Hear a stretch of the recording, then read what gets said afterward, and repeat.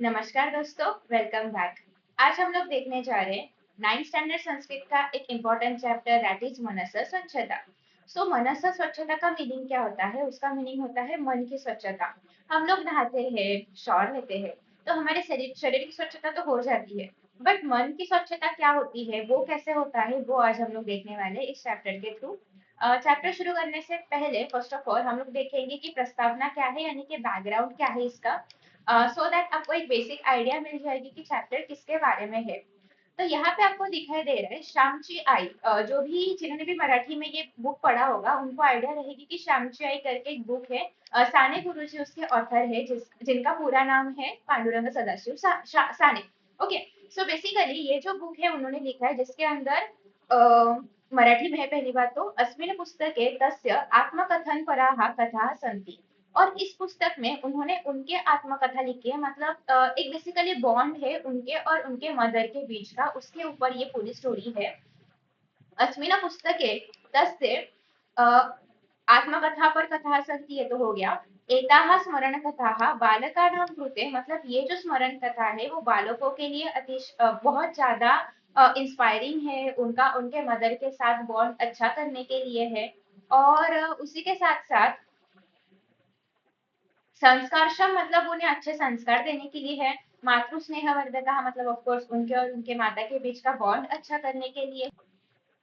उसके बाद next line है श्यामः प्रतिरात्रम स्वमित्रेभ्यः स्वजीवन आधारिताः स्मृतिकथाः कथयन्ति। तो बेसिकली ना ये तब की बात है जब इंडिपेंडेंस का वॉर चल रहा था, और उस समय पे जो भी अंग्रेजों के खिलाफ जाते थे उन्हें अंग्रेज यूजुअली बंदी बना के रखते थे।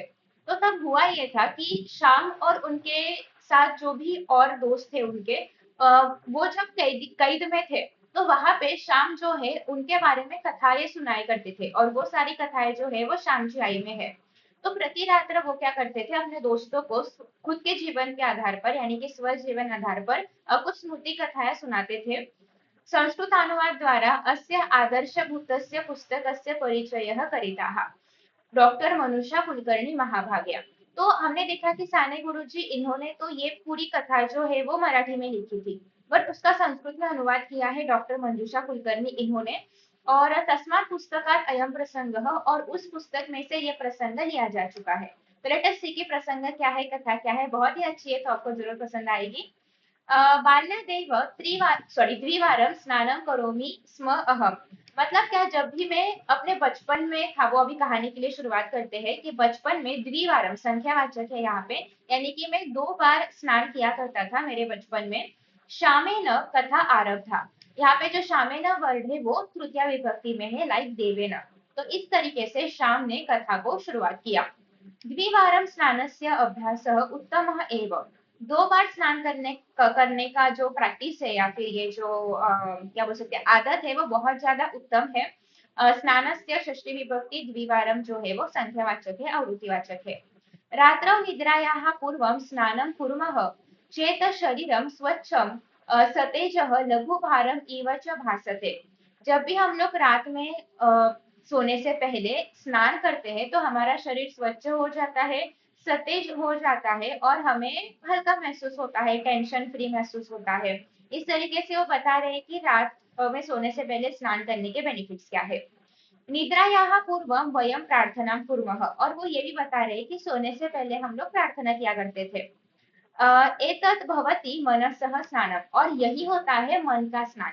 मतलब एक बार जब हमने शरीर को स्वच्छ कर लिया स्नान करके, तो फिर प्रार्थना से हम लोग जो भी निगेटिव एनर्जी रहेगी, या फिर दिन भर जो भी हमने किया रहेगा, उसको एक बार रिवाइज करते हैं, निगेटिव एनर्जी को लेट गो करते हैं, और फिर शांति से हम लोग निद्रा करते हैं, या फिर निद्रा के लिए जाते हैं। तो यही होती है मन की स्वच्छता। यदि शरीर मन च स्वच्छ है, अगर शरीर और मन दोनों भी स्वच्छ रहेगा, तो ही निद्रा उत्तम भवति, तभी निद्रा क्या होती है, उत्तम होती है। एकदा प्रतिदिनम् इव खेलित्वा अहं गृहम् आगत्य स्नानार्थं गत्वा। एकदा एज यूजुअल प्रतिदिन जैसे हम लोग खेल के आ जाते हैं घर पे और फिर स्नान करते हैं, सेम हमने उस दिन भी वही किया था कि स्नान करने के बाद घर पे आ गए थे और स्नान के लिए चले गए थे। सायंकालस्य स्नानार्थम अधिकस्य जलस्य आवश्यकता न भवति। और ऑफ कोर्स सुबह हमने नहा लिया होता है, तो शाम के नहाने के लिए ज्यादा पानी की आवश्यकता नहीं होती है। तो यहाँ पे अधिकस्य जलस्य, अधिकस्य क्या है, यहाँ पे विशेषण की तरह काम कर रहा है, जल के बारे में ज्यादा इंफॉर्मेशन दे रहा है और दोनों के दोनों षष्ठी विभक्ति में है। स्नानम समाप्य मया उत्तम, स्नान खत्म होने के बाद, समाप्य लबंत हो गया है और इसका मीनिंग होगा खत्म होने के बाद। मया तृतीया विभक्ति, मैंने बोला।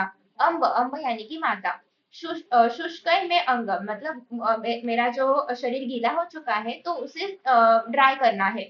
जलम समाप्तम, जलम समाप्तम, सत्वरम शुष्क में अंगम, मतलब नहाने का जो भी पानी लिया था वो खत्म हो चुका है, तो अब मुझे मेरे बॉडी को क्या करना है, ड्राई करना है। इति उच्च ही अवदम अवदम अहम, मतलब ये मैंने बहुत जोर से बोल दिया, मतलब ऊंचे आवाज में बोल दिया। सायंकाले में माता स्वशाटिकाया एवं मम शरीर मार्जयति स्म, मार्जयति मतलब पोछना। तो शाम को जब भी शाम नहाते थे तो उनकी माताजी जो है वो खुद से अपने पल्लू से या फिर अपनी साड़ी से उसका उनका जो शरीर है उसे साफ करती थी। माता आगता, तो फिर उनका स्वर सुनने के बाद माता आ जाती है। मम अंग मार्जितवती आज्ञाम च दत्तवती, मतलब उन्होंने मेरे शरीर को जो था वो ड्राई कर लिया और फिर आज्ञा देके वो बोली। देव पूजार्थम पुष्पाणि आने शाम, मतलब देव पूजा करने के लिए पुष्प को लेके आशाम, ये बहुवचन है। मम पाद तलव आर्द्रौस्तः, मतलब मेरे जो पैर थे वो अभी भी गीले थे, मतलब पूरा शरीर तो ड्राई हो चुका था बट पैर अभी भी गीले थे। मृत्तिकया मलिनम भविष्यति, तो अगर मैं ऐसे ही गीले पैर से, देखो यहाँ पे आपको दिखाई दे रहा है कि पैर गीले, देखो उन्होंने चित्र में भी दिखाई है कि अगर ऐसे ही गीले पैर से मैं जाऊंगा तो माटी लग जाएगी मेरे पैरों में और फिर वो खराब हो जाएंगे, अभी अभी मैंने नहा लिया है।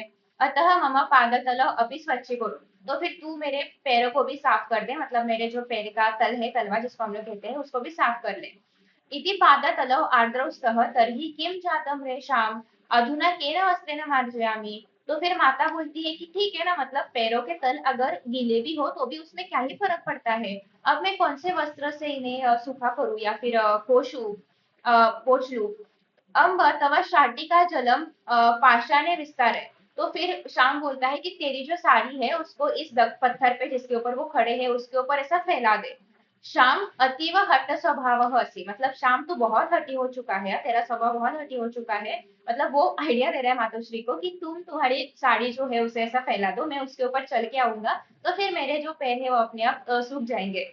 इति उक्त्वा माता शाटिका जलम विस्तारितवान, और फिर माता के पास भी और कोई अभी ऑप्शन नहीं है कि क्योंकि शाम का हट है उसको तो पूरा करना पड़ेगा अभी, तो फिर वो क्या करती है, माता भी अपने जो ये है क्या बोलते हैं हम लोग, मतलब उसकी जो साड़ी है उसे ऐसा फैला देती है।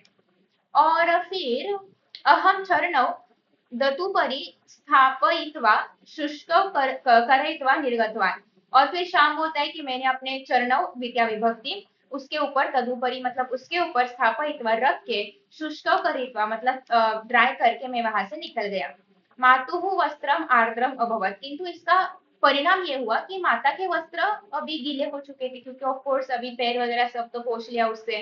तस्मिन् समये तया शाटिका परिवर्तनम कर्तुम न शक्यते, और ऑब्वियसली शाम का समय है, घर में बहुत सारे काम रहेंगे, तो उस वक्त पे उसको अपनी जो शाटिका है, जो साड़ी है, उसको चेंज करना पॉसिबल भी नहीं था। इत्यपि मया न चिंतितम, बट मैंने उस समय इतना सोचा ही नहीं कि मतलब ये हो सकता है कि फ्यूचर, मतलब इसका परिणाम ये हो सकता है, ये तो मैंने सोचा ही नहीं।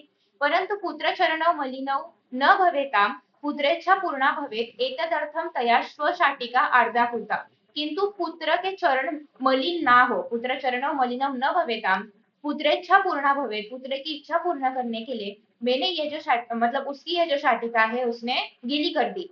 माता पुत्रार्थम किम किम न करोति, मतलब माता पुत्र के लिए क्या क्या नहीं करती है। किम किम न सहते, क्या क्या सहन नहीं करती है। किम किम न समर्पयति, मतलब क्या क्या समर्पण नहीं देती है, मतलब माता पुत्र के लिए कुछ भी करने के लिए रेडी होती है किसी भी एक्सटेंट तक, उससे भले उसको कितना भी कष्ट हो बट उसको अपने पुत्र को हमेशा खुश रखना होता है, उसका हर एक हट पूरा करना होता है। अहम गृहस्य अंतर्भागम गतवान, मैं घर के अंदर वाले जो भी रूम रहेगा उसमें चला गया। पूजार्थम पुष्पाणि स्थापित्वा, और माता ने बोला था कि ये होने के बाद पूजा के लिए पुष्प लेके आना, तो वो लेके आ चुका रहेगा और फिर उसने सारे पुष्प जो थे वहां पे ऐसे मस्त सजा के रख दिए। माता दीपम गृहीत्वा आगतवती उक्तवती च, और फिर माता वो दीप जलाने के लिए, भगवान के सामने हम जो दिया लगाते हैं उसे जलाने के लिए आ गई और बोली। शाम चरणं मलिनं न भवतः अतः यथा प्रयत्ने तथैव मनः मलिनम न भवतु एतर्थम अपि प्रयस्व। मतलब शाम, चरण मलिन ना हो इसके लिए तूने इतने प्रयत्न किए, उसी के तरह मन मलिनम न भवतु, मन मलिन ना होना चाहिए, इसके लिए भी तू प्रयत्न कर। प्रार्थयस्व देवम शुद्ध बुद्ध्यर्थ। और देवता के सामने या फिर भगवान के सामने प्रार्थना कर कि मुझे मेरी बुद्धि भी शुद्ध हो जाए, मेरे विचार भी शुद्ध हो जाए। भो मित्राणी, मतलब अभी शाम बोलते हैं, अब जो भी मित्र उनकी बातें या फिर उनकी कहानी सुन रहे थे, कियंतः मधुराः शब्द, ये कितने मधुर शब्द है, मतलब बहुत ही आसानी से माता ने उसको एक ही लाइन में पूरे जीवन में हमारी सोच कैसे होनी चाहिए, हमें कैसे बर्ताव करना चाहिए, वो बता दिया। पावित्र्यार्थम स्वच्छतायै वयम प्रतिदिनम प्रयतामहे। और यही पावित्र्य जो है, यही स्वच्छता जो है, मन की स्वच्छता करने का मैं हर रोज प्रयत्न करता हूँ, प्रतिदिनम प्रयत्नामहे। वस्त्र स्वच्छतार्थम क्षालन चूर्णम अस्ति। हमारे जो वस्त्र है उसे स्वच्छ करने के लिए क्षालन चूर्णम मतलब क्या, वो होता है ना Nirma powder, something like that, धोने के लिए चूर्ण होता है।